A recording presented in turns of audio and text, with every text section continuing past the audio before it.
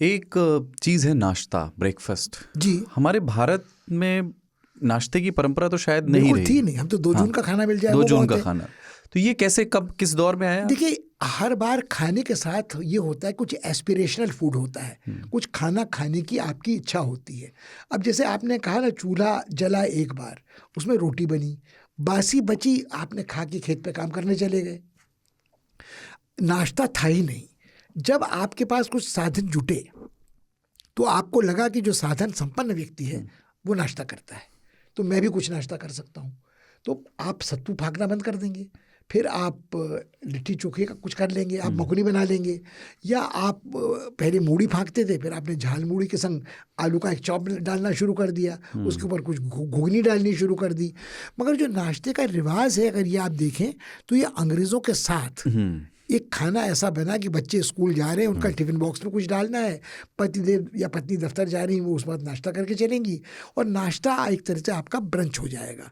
तो उसमें आप डबल रोटी खा लेंगे, अंडा खा लेंगे, पराठा खा लेंगे, रोटी सब्जी खा लेंगे, दूध दही पी लेंगे, दही चूड़ा खा लेंगे, चूड़ा मटर खा लेंगे। और दक्षिण भारत में टिफिन आइटम्स थे कि आपने इडली खा लिया, डोसा खा लिया, वड़ा वहाँ भी तला कम जाता था क्योंकि तेल ज़्यादा लगता था, वो आप बाहर से खरीद के खाते थे। तो अभी नाश्ते के साथ सहजता तो हो गई है, और ये कहा जाता है कि नाश्ता अधिक करें, मतलब जो मेडिकल गाइडलाइंस हैं, नाश्ता खूब कर लें, लंच थोड़ा हल्का और डिनर सबसे हल्का। नहीं, ये सारी बातें ऐसी हैं। आपने भी, कि मैं इसलिए पूछ रहा हूँ कि नहीं, आप तो ऐसा कर रहे हैं ना कि या तो मेरी परीक्षा ले रहे हैं, नहीं मैं नहीं, या ऐसा है कि आपको डॉक्टर ने बहुत क्या कहते हैं वो बना दिया है।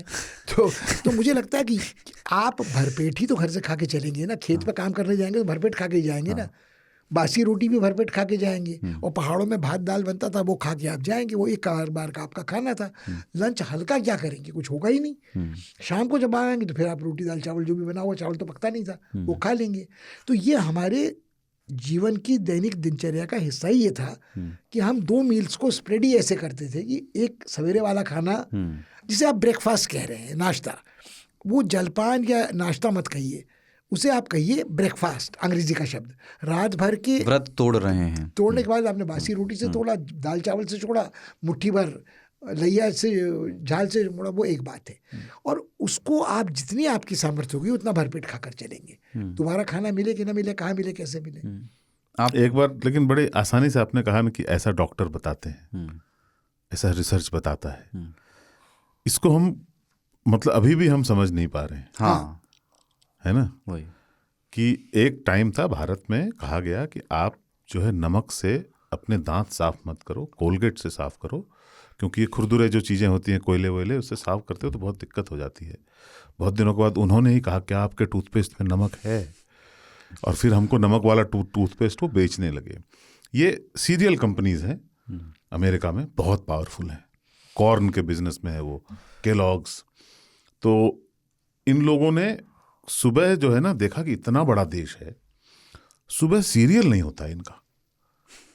हाँ, तो उन्होंने ये तुरंत जो है किसी नामी गिरामी इंस्टीट्यूट से 4-5 लोगों के पीयर रिव्यूड चीज़ें आने लगी, और यहाँ अखबारों में छपने लगी कि सुबह का सबसे ज़्यादा खाना है आपको, उसके बाद दोपहर में। और हमारा खाना तो सीरियल ही था ना, हम तो अनाज ही खा रहे थे। हाँ, और उनके सीरियल, हम उनके सीरियल तो वो एस्पिरेशनल फूड हो गया ना, उसमें ठंडा दूध डालिए, उसमें चॉकलेट डालिए।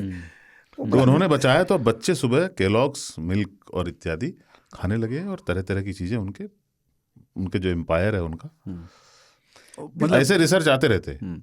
नाश्ते को लेके आप लोगों की ऐसी कुछ प्रेफरेंस रहती है? जैसे आप बाहर निकलें, घर में तो आपका कंफर्ट फूड बन ही जाता है, पर आप कहीं बाहर निकलें, आपको लगता है यार नाश्ते में ये 2-3 में से कोई एक चीज़ मिल जाए तो है क्या ऐसा?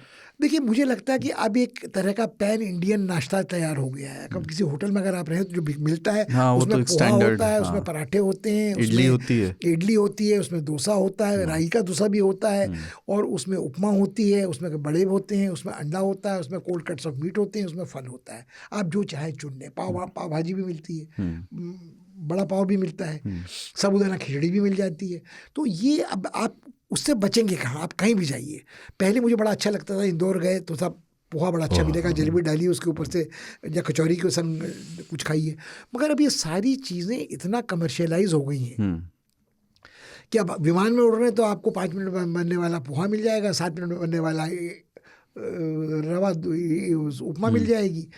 तो मुझे लगता है कि अब नाश्ते का वो जो किसी जगह के नाश्ते का आकर्षण होता था ना, वो बचा नहीं है। कि मतलब वो एक टूरिस्ट वो है कि अब आप जा रहे हैं तो चलिए करीब में सवेरे अगर दिल्ली में है और पहले नहीं खाया है तो पाए और खमीरी रोटी खा लीजिए, निहारी खा लीजिए अगर आप मांसाहारी हैं, और शाकाहारी हैं तो फिर पराठे वाली गली चले जाइए, कचौरी खा लीजिए, बेड़मी खा लीजिए, मेथी की चटनी खा लीजिए। उसके अलावा आप क्या नाश्ता करेंगे? दिल्ली है। अगर आप पंजाब में हैं तो आप कहेंगे साहब मैं छोले भटूरे खा लूँगा, छोले कुलचे खा लूँगा। अच्छा, एक चीज़ और, ये ढाबाकरण बोलते हैं इसको। हाँ बिल्कुल, पूरे देश के ढाबे का मेन्यू एक हो गया बिल्कुल सडनली, और 5 स्टार होटल का भी मेन्यू एक ही है। कोई आंचलिकता कहीं बची नहीं रही। बिल्कुल।